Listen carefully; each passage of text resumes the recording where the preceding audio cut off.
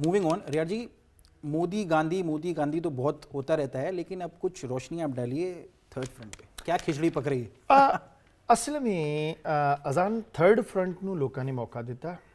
ਦੇਵਗੌੜਾ ਨੂੰ ਮੌਕਾ ਦਿੱਤਾ ਲੋਕਾਂ ਨੇ ਪ੍ਰਧਾਨ ਮੰਤਰੀ ਬਣਨ ਦਾ। ਸਹੀ ਬਾਤ। ਉਹਨੇ ਆਪਣੇ ਪ੍ਰਧਾਨ ਮੰਤਰੀ ਕਾਰਜਕਾਲ ਦੇ ਵਿੱਚ ਕੋਈ ਸੁਧਾਰਾਂ ਵਾਲੇ ਪਾਸੇ ਨੂੰ ਨਹੀਂ ਲੈ ਕੇ ਗਏ। ਜੀ ਜੇਕਰ ਇੱਕ ਸਾਬਕਾ ਪ੍ਰਧਾਨ ਮੰਤਰੀ ਦੀ ਫੋਟੋ ਰੱਖ ਕੇ ਕਹਿ ਦਿੱਤਾ ਜਾਏ ਤੇ ਮੇਰਾ ਖਿਆਲ ਹੈ ਕਿ ਉਹ ਜਿੰਨਾ ਕੁ ਉਹਦਾ ਲੋਕਲ ਹਲਕਾ ਉਹਦੇ ਵਿੱਚੋਂ ਹੀ ਅਸਰ ਪਾ ਸਕਦਾ ਹੈ। ਸਮਾਜਵਾਦੀ ਪਾਰਟੀ ਮਾਇਆਵਤੀ ਨੂੰ ਪਰੇ ਸਿੱਟ ਕੇ ਯੂਪੀ ਦੇ ਵਿੱਚ ਸਮਾਜਵਾਦੀ ਪਾਰਟੀ ਨੂੰ ਵੱਡੇ ਪੱਧਰ ਦੇ ਉੱਤੇ ਅੱਗੇ ਲੈ ਕੇ ਆਏ।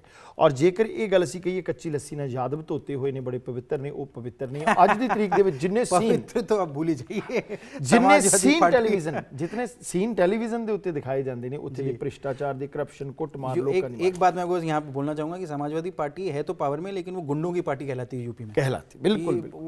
जब समाजवादी पार्टी आती है गुंडागर्दी यूपी में बढ़ जाती है।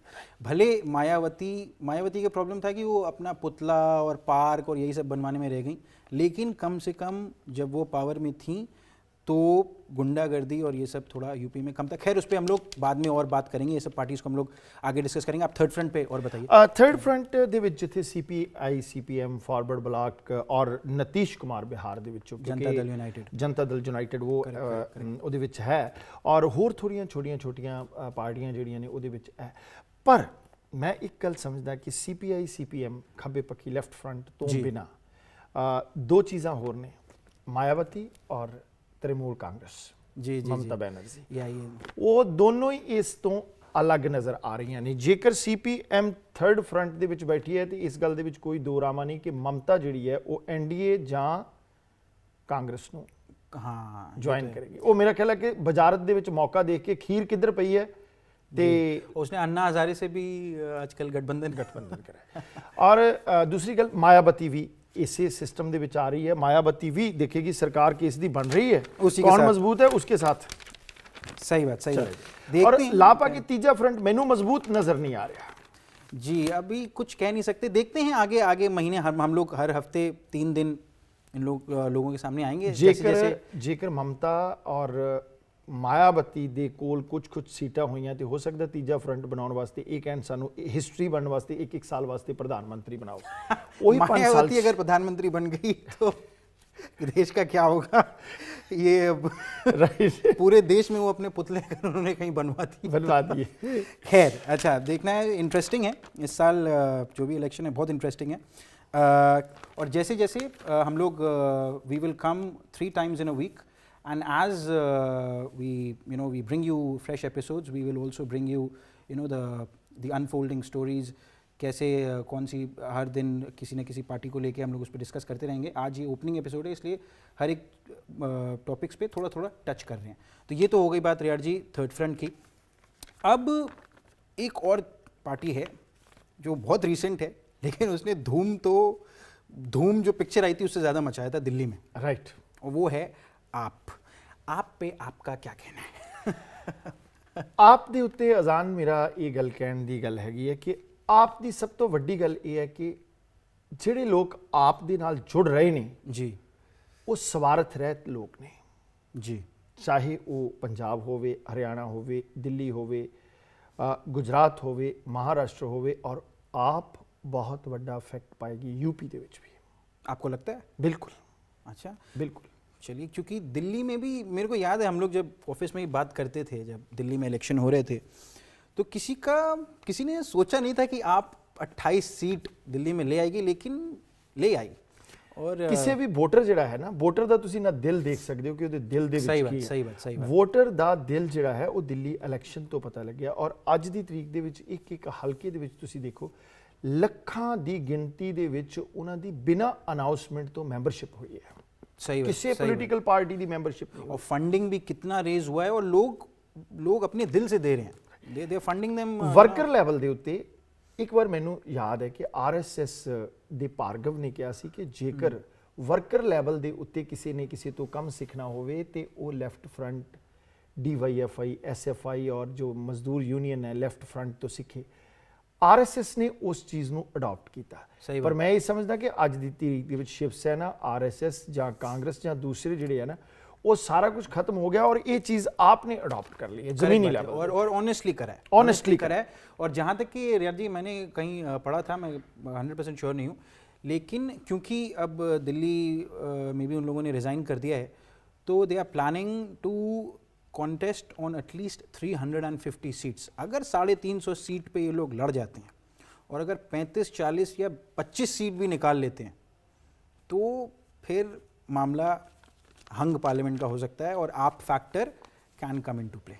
ਬਿਲਕੁਲ ਇਹ ਗੱਲ ਹਕੀਕਤ ਹੈ। ਔਰ ਪਿਛਲੇ ਸਮੇਂ ਦੇ ਵਿੱਚ ਜਦੋਂ ਦੀ ਆਪ ਜਿਹੜੀ ਹੈ ਉਹ ਦਿੱਲੀ ਦੇ ਵਿੱਚ ਆਈ ਹੈ, ਜਿਸ ਰਫ਼ਤਾਰ ਦੇ ਨਾਲ ਮੋਦੀ ਦਾ ਪ੍ਰਚਾਰ ਸੀ, ਉਹਨਾਂ ਨੇ ਚਾਹੇ ਜਾਣ ਕੇ ਚਾਹੇ ਕੁਦਰਤੀ ਢੰਗ ਨਾਲ ਹੋਇਆ ਇਸ ਢੰਗ ਨਾਲ ਕੀਤਾ कि मीडिया ਦੇ नक्शे तो मोदी छोटा कर देता। सही बात, सही बात। हर दिन मीडिया पे तो आपने, और मीडिया ने भी आपको लगभग बहुत सपोर्ट किया है, राइट, और ज़रूरी भी है।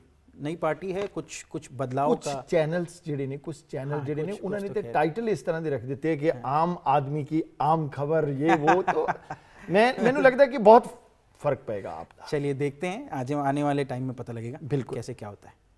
Okay Riyaz ji, we are coming to the end of the show. ये 10-10, 15-15 मिनट का स्कूप हुआ करेगा। तो today let's end by giving our audience एक आइडिया कि विच आर द 5 की स्टेट्स, 5 की स्टेट्स आप बताएं जो होल्ड। अजान ये बहुत ਜ਼ਰੂਰੀ ਚੀਜ਼ ਹੈ ਕਿਉਂਕਿ ਜੇਕਰ ਅਸੀਂ ਥੋੜਾ ਜਿਹਾ ਪਿੱਛੇ ਜਾਈਏ, ਪਿਛਲੇ ਵਾਰ ਪਾਕਿਸਤਾਨ ਦੀਆਂ ਚੋਣਾਂ ਹੋ ਕੇ ਹਟੀਆਂ ਨੇ। ਪਾਕਿਸਤਾਨ ਦੀਆਂ ਚੋਣਾਂ ਦੇ ਵਿੱਚ ਕੋਈ ਕੀ ਸਟੇਟ ਹੈ ਪੰਜਾਬ, ਜਿਹੜਾ ਪੰਜਾਬ ਦੇ ਵਿੱਚੋਂ ਜਿੱਤਿਆ ਉਹ ਪੂਰੇ ਪਾਕਿਸਤਾਨ ਸਰਕਾਰ ਬਣਾਉਂਦਾ। ਪਰ ਹਿੰਦੁਸਤਾਨ ਦੇ ਵਿੱਚ ਤੁਸੀਂ ਨਕਸ਼ਾ ਦੇਖੋ, ਜਿਸ ਢੰਗ ਦੇ ਨਾਲ 5 ਸਟੇਟਾਂ ਨੇ, 5 ਸਟੇਟਾਂ ਜਿਹੜੀਆਂ ਨੇ ਉਹ ਵੱਡੀਆਂ ਸਟੇਟਾਂ ਨੇ, ਉਹਨਾਂ ਦੇ ਉੱਤੇ ਹਿੰਦੁਸਤਾਨ ਦੀ ਪ੍ਰਭੂ ਸੱਤਾ ਦਾ ਤਾਜ ਜਿਹੜਾ ਉਹ ਵੱਡੇ ਪੱਧਰ ਦੇ ਉੱਤੇ ਨਿਰਭਰ ਕਰਦਾ। ਮੇਰੇ ਕੋ ਬਤਾएं ਜਿਨ੍ਹਾਂ ਦੇ ਵਿੱਚੋਂ ਸਭ ਤੋਂ ਪਹਿਲੇ ਨੰਬਰ ਦੀ ਹੈ ਯੂਪੀ, ਜਿਸ ਏਡੀ ਵੱਡੀ ਸਟੇਟ ਹੈ ਕਿ ਜਿੱਥੇ ਤੁਸੀਂ ਦੇਖ ਸਕਦੇ ਹੋ ਕਿ 80 ਸੀਟਾਂ ਜਿਹੜੀਆਂ ਨੇ ਇਕੱਲੀ ਯੂਪੀ ਦੇ ਵਿੱਚ ਹੈ।